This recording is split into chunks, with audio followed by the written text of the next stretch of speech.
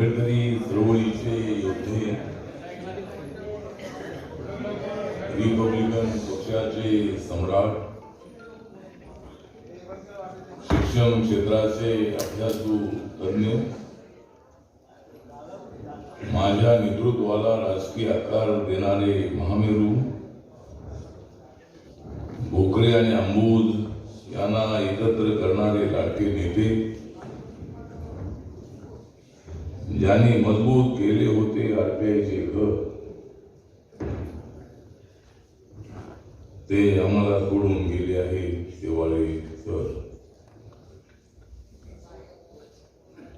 आंबेडकरी चळवळीमध्ये काम करणाऱ्या कार्यकर्त्यांना सर म्हणणं, इतरांना कोणी सर म्हणत नाही. शेवाळे एमडी शेवाळे यांचं नाव आलं की सर म्हटल्याशिवाय आपल्या मनाला समाधान होत नव्हतं. रिपब्लिकन पक्षाच्या ऐक्यामध्ये एकत्र आलेले एमडी शेवाळे सर जवळजवळ 30-32 वर्ष रिपब्लिकन पक्षासोबत राहिले. मला पुण्याच्या रेसकोर्स मैदानावर रिपब्लिकन पक्षाची सभा ठेवली होती. रिपब्लिकन पक्षाचं ऐक्य झालं पाहिजे ही भूमिका प्राध्यापक योगेंद्र कवाड यांनी मांडलेली आहे. त्याला मी अनेक वेळेला सपोर्ट केलेला आहे. कवाडे सरांचा त्याला पाठिंबा आहे. पण रिपब्लिकन पक्षाचं ऐक्य होतं आणि पुन्हा होतं. रिपब्लिकन पक्ष एकत्र आला की आपली ताकद वाढते आणि रिपब्लिकन पक्षाला एकत्र ठेवण्याचा प्रयत्न करणारे शेवाळे सर होते. कर्मवीर दादासाहेब गायकवाड यांच्या नेतृत्वाखाली काम करणारे, गवळी गटामध्ये काम करणारे एमडी शेवाळे. युती कुणासोबत करायची अशा पद्धतीचा प्रश्न ज्यावेळेला उभा राहिला, एका बाजूला काँग्रेस पक्षासोबत युती केली पाहिजे अशा पद्धतीची भूमिका काय लोकांची होती, जनता दलासोबत युती केली पाहिजे अशी भूमिका अनेक लोकांची होती, काही लोकांची होती. मार्ग निघत नव्हता. रिपब्लिकन पक्षाचे नेते सगळे एकत्र आले होते आणि मार्ग काढण्याचा प्रयत्न झाला. बहुमताचा निर्णय घ्यायचा अशा पद्धतीचा निर्णय झाला. तो बहुमताचा निर्णय हा सर्वांनी मान्य केला नाही आणि त्यामुळे रिपब्लिकन पक्षाचं ऐक्य तुटलं. त्यावेळेला ऐक्य तुटलं. नंतर पुन्हा आम्ही सगळे 1995 मध्ये एकत्र आलो. त्यावेळेला ऐक्य जवळजवळ 3 वर्ष टिकलं आणि त्यावेळेला ऐक्य ज्यावेळेला आम्ही एकत्र होतो, आम्ही 4 खासदार झालो. माननीय बाळासाहेब आंबेडकर झाले, माननीय आर.एस. गवई साहेब झाले, योगेंद्र कवाडे सर झाले, मी मुंबईमधून खासदार झालो आणि बहुजन समाज पक्षाचे त्यावेळेला उत्तर प्रदेशमध्ये 4 खासदार निवडून आले होते. रिपब्लिकन पक्षाचे महाराष्ट्रामध्ये 4 खासदार निवडून आले होते. बीएसपीचा 5वा खासदार हा अंबाल्यामधून, हरियाणामधून नागरा नावाचे कार्यकर्ते निवडून आले होते. पण आमचं ऐक्य काही त्यावेळेला टिकलं नाही. म्हणजे 98 मध्ये आम्ही सगळे 14 जण खासदार होतो. पुन्हा पक्षामध्ये फूट पडली. बाळासाहेब आंबेडकरांनी त्यांचा पक्ष जाहीर केला नांदेडमध्ये ऍडमिशन घेऊन. त्यानंतर मग पुण्यामध्ये अधिवेशन घेण्याचं ठरवलं. रेसकोर्स मैदान काही मिळत नव्हतं. रेसकोर्स मैदानामध्ये पंडित जवाहरलाल नेहरूंची सभा झाली होती. त्यानंतर माननीय इंदिरा गांधींची सभा झाली होती आणि आमचा प्रयत्न होता की रेसकोर्स मैदान हे भरवायचं. त्यामध्ये एमडी शेवाळे यांचा मोठा वाटा होता आणि ते मैदान काय मिळत नव्हतं. 1-2 दिवसावरती वेळ आली होती अधिवेशनाची आणि माननीय जॉर्ज फर्नांडिस त्यावेळेला इंडियाचं सरकार होतं, अटल बिहारी वाजपेयींचं सरकार होतं आणि त्यावेळेला मैदान काही मिळत नव्हतं, पण मी जाऊन जॉर्ज फर्नांडिस यांना भेटलो. सुरुवातीला डिफेन्सनी ते मैदान देण्याचं नाकारलेलं होतं आणि माननीय जॉर्ज फर्नांडिस यांना मी जाऊन भेटलो आणि सांगितलं की आमचं अधिवेशन ठरलेलं आहे आरटीआयचं. लाखोच्या संख्येने लोक त्या ठिकाणी येणार आहे.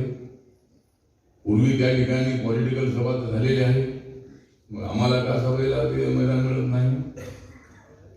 आणि जॉर्ज फर्नांडिस यांनी ताबडतोब ऑर्डर काढली आणि ते मैदान मिळालं. आणि त्या मैदानामध्ये जेवढ्याला रोहित साहेब तर आमचे ज्येष्ठ नेते होतेच होते, परंतु त्यावेळेला माननीय एम.डी. शेवाळे ज्यावेळेला माझे अध्यक्ष म्हणून निवड करण्यात आली त्यावेळेला निवडणूक अधिकारी म्हणून, निर्वाचन अधिकारी म्हणून ते होते. त्यांना अशा पद्धतीचा अत्यंत चांगला अभ्यास अनुभव होता.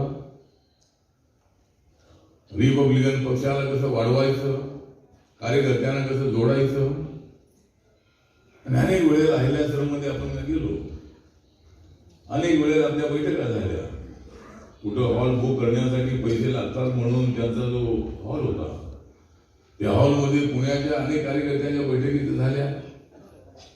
रिपब्लिकन पक्षाच्या ऐक्यासाठी मेळावा आपण ठेवला होता. त्या मेळाव्याला अहिल्याश्रममध्ये जागा देण्यात आली. पुण्यामध्ये प्रचंड अशा पद्धतीचा लोकांमध्ये उत्साह होता. बाहेरून आलेल्या लोकांना वस्तीमध्ये जेवण लोकांनी बनवलं होतं, 500 लोकांचं, 1000 लोकांचं. आणि आई म्हटलं की समाजामध्ये प्रचंड उत्साह असतो, काही ते झालं पाहिजे, पण ते आई काय होत नाही आहे. गायकी करण्याचा प्रयत्न केला तरी सगळे काही एकत्र येत नाही आहे. मी आणि कवाले सर जर एकत्र आलो तरी बाकीचे येत नाही आहे. बाकीचे आलेले आहे की लोकांना काही वाटत नाही आहे. आणि त्यामुळं या ठिकाणी माननीय एम.डी. शेवाळे यांना आदरांजली अर्पण करत असताना जर ऐक्य व्हायचं असेल तर सगळे नेते एकत्र आले तरच ऐक्य होणार आहे. आणि नेते एकत्र आले तरी सुद्धा नेते एकत्र आले तरी पुन्हा ऐक्य टिकत नाही, अशा पद्धतीची परिस्थिती आहे. त्यामुळं ऐक्याचा किती विचार सिरियसली करायचा याचा विचार आपण करणं अत्यंत आवश्यक आहे. या ठिकाणी सगळे नेते आलेले आहेत. अविनाश माथेकर आहे, अर्जुन डांगळे आहे, दिलीप जगताप आहे, ॲडव्होकेट जयदेव गायकवाड आहे, राष्ट्रवादीचे अध्यक्ष प्रशांत जगताप इथे उपस्थित आहे, आपले खासदार गिरीश बापट हे या ठिकाणी येऊन गेलेले आहेत, आपले सुनील कांबळे आमदार इथे येऊन गेलेले आहेत. आणि आज या ठिकाणी शैलेश चव्हाण आणि आमची आरपीआयची सगळी टीम, सगळे कार्यकर्ते या ठिकाणी उपस्थित आहेत. अनेक लोकांनी आपले आपले विचार या ठिकाणी मांडलेले आहेत. या डीसीएम सोसायटीचे अध्यक्ष देवेंद्र राजपूत हे या ठिकाणी उपस्थित आहे. विशाल हा या ठिकाणी उपस्थित आहे. तर विशालला ही शिक्षण संस्था चालवायची आहे. शेवाळे सरांची ही मोठी जबाबदारी होती. म्हणजे बघता बघता एका वर्षाच्या 7-8 महिन्याच्या काळामध्ये सर निघून गेले. नेहमी आल्यानंतर फोनवरती बोलणं, पक्षाला कसली आर्थिक मदत लागत असेल तर त्यासाठी त्यांच्याकडे फोन केला की ताबडतोब ते मदत करायची. माझ्यावर त्यांचं प्रचंड अशा पद्धतीचं प्रेम होतं. माझ्यावर त्यांचा प्रचंड विश्वास होता. त्यांच्याबद्दल मलाही एक फार मोठा आधार होता. पण अचानक लिफ्टमधून बाहेर पडताना त्यांचा थोडा ॲक्सिडेंट झाला आणि त्याच्यामध्ये ते एकदम सीन गेले. आणि अजूनही ते सुधारतील असं मला वाटलं होतं. मी त्यांच्या घरी जाऊन त्यांना भेटून आलो होतो. त्यावेळेला ते अशक्त होते. अजून ते सुधारतील अशा पद्धतीची अपेक्षा होती. पण माणसाचं जीवन हे क्षणभंगूर आहे.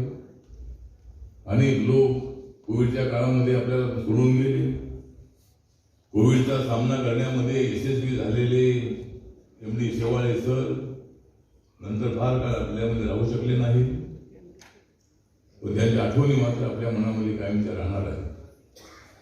आंबेडकरी चळवळीला मजबूत करण्यासाठी या शाहिरांनी फार मोठं काम केलेलं आहे. आपले प्रतापसिंग बोदडे, आताच मेसेज आलेला आहे की ते रेडिओमध्ये नोकरीला होते पूर्वी. ते अत्यंत अभ्यास असणारे अशा पद्धतीचे कवी होते, अत्यंत चांगले गायक होते. कव्वालीचे सामने असायचे त्या काळामध्ये, कॅन्सरच्या काळामध्ये आम्ही रात्र या लोकांचे सामने आम्ही ऐकलेले आहेत. जनतेला जागृत करण्यामध्ये या शाहिरांचा फार मोठा वाटा होता.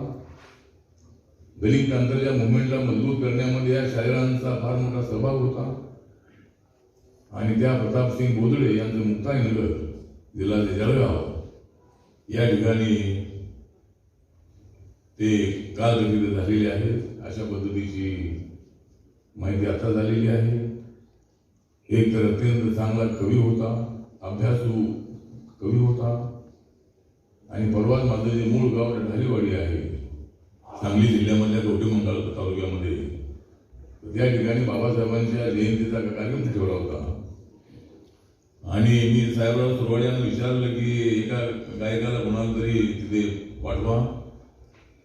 त्याप्रमाणे त्यांनी सांगितलं प्रतापसिंग बोदडे हे चांगले गायक आहेत. मला माहिती होतं.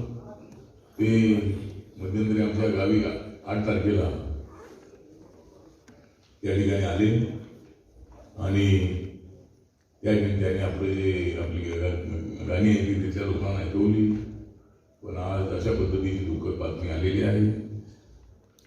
त्यामुळे अशा पद्धतीच्या घटना घडत आहेत. माणसं रोज जात आहेत. ज्यांचं योगदान आपल्या जीवनामध्ये अत्यंत महत्त्वाचं असं योगदान आहे, चळवळीसाठी आहे, शिक्षणामध्ये आहे, इतर कुटुंबामध्ये आहे.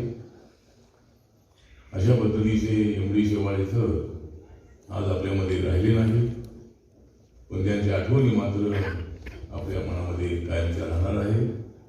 रिपब्लिकन पक्षाला एक ताकद देणारे, सामाजिक ताकद, आर्थिक ताकद, राजकीय ताकद देणारे अशा पद्धतीचे नेते म्हणून आम्ही शेवाळे सरांकडे पाहत होतो. माझं लग्न झालं त्यावेळेला त्यांचा जो सौंटर्न धाबा आहे, त्या सौंटर्न धाब्यावर जेवण्यासाठी आलो. त्यावेळेला मी महाराष्ट्र सरकारचा मंत्री होतो आणि त्या ठिकाणी लोणावळ्याला एक आपलं गेस्ट हाऊस आहे. तर त्या ठिकाणी मी मंत्री नवीन होतो, सगळे आमचे PS सुद्धा नवीन होते. आणि मला असं वाटलं की मी जाता येताना पुण्याला ते गेस्ट हाऊस बघायचो आणि त्या गेस्ट हाऊसवर गेलो तर ते गेस्ट हाऊस बंद होतं. आपल्याला काय माहितीच नाही. एवढ्याला MPDCचं गेस्ट हाऊस आहे ते मला माहीत नव्हतं. तिथे गेलो आणि ते गेस्ट हाऊस बंद होतं. आणि आमच्या बायकोला तिथं बोलावलं होतं. त्यामुळं परिस्थिती अशी झाली की आता ते म्हणजे अशा ठिकाणी बोलवलं होते की गेस्ट हाऊस, मला असं वाटलं की ते गेस्ट हाऊस चालूच असते म्हणून. मग तिथून आम्ही गेलो आपल्या काय नाव तिथं आपलं तर तिथं आपल्या या रेल्वे सेंटर आहे त्या ठिकाणी लग्न ठरलं होतं. आणि मग माझे कपडे नेहमी वेगवेगळे असायचे. लग्नानंतर वाईट कपडे घालणं म्हणजे होतं. त्यामुळं त्या ठिकाणच्या रूममध्येच आम्ही कपडे बदलले. आणि त्यानंतर मग ते जेवणासाठी आम्ही सगळं वराड घेऊन आम्ही सौंदर्यावर आलो. आणि त्या ठिकाणी जो त्या झोपाळ्यावर आमचा फोटो काढलेला होता, त्यावेळेला तो फोटो देशातल्या सगळ्या वर्तमानपत्रामध्ये आला होता. सगळ्या भाषेच्या वर्तमानपत्रामध्ये आला होता. आणि सौंदर्य धाबा जो आहे, हा सौंदर्य धाबा शेवाळे सरांचा, पण अनेक लोकांना वाटायचं हा धाबा माझाच आहे. म्हणजे मला गोपीनाथ मुंडे म्हणाले की तुमच्या धाब्यावर जेवण फार चांगलं असतंय. मी बरोबर कोणता माझा धाबा असतो ते बोलले सौंदर्य धाबा. तर अनेक लोकांना असं वाटायचं की हा धाबा माझाच आहे, ते अजित मानेची फॅक्टरी माझीच आहे, त्या वाशिंगचा पेट्रोल पंप माझाच आहे. तर माझा पेट्रोल पंपही नाही आहे, माझा धाबाही नाही आहे, माझा कारखानाही नाही आहे, फक्त मी आहे. मी आहे म्हणजे माझं काय कुठली संस्था नाही आहे. मी मंत्री जरी असलोही तरी असले म्हणजे उद्योग करणं आवश्यक आहे. पण मी काय असे उद्योग जर मी गेले असते तर मला हा उद्योग काय करता आला नसता. त्यामुळे मी काही त्या उद्योगामध्ये काही लक्ष दिलं नाही. पण ठीक आहे, सगळ्यांनी आपापले उद्योग सुरू ठेवले पाहिजेत. आणि शेवाळे सरांच्याबद्दल आम्हाला प्रचंड आदर होता, माझ्याबद्दल त्यांच्या मनामध्ये प्रचंड आदर होता. मन मिळावते होते, अत्यंत हसतमुख असे ते होते. अनेक कार्यकर्त्यांना मार्गदर्शन करणारे होते. सगळ्या पुण्यामध्ये, पश्चिम महाराष्ट्रामध्ये सगळ्या लोकांना ते आवडणारे अशा पद्धतीचे नेते होते. दिल्लीला ऑल इंडियाची बैठक असली की ते नेहमी तिथे यायचे बैठकीला. आणि अशा पद्धतीनं अचानक ते सोडून गेलेले आहे. त्यामुळं मी या ठिकाणी जास्त वेळ घेत नाही. कॉलची वेळी संपत आलेली आहे. सगळ्या वेगवेगळ्या गटाचे सगळे नेते या ठिकाणी आले, त्याबद्दल मी त्यांचा सगळ्यांचा अधिक आभार व्यक्त करतो. आणि मी रिपब्लिकन पार्टी ऑफ इंडियाचा अध्यक्ष म्हणून, मी सामाजिक न्याय आणि अधिकारिता मंत्रालयाचा राज्यमंत्री म्हणून मी त्या भावपूर्ण आदरांजली अर्पण करतो. आणि आपण सगळ्यांनी 2 मिनिट उठून आपण एम डी शेवाळे आणि प्रतापसिंग बोधले यांना आदरांजली अर्पण करायची आहे.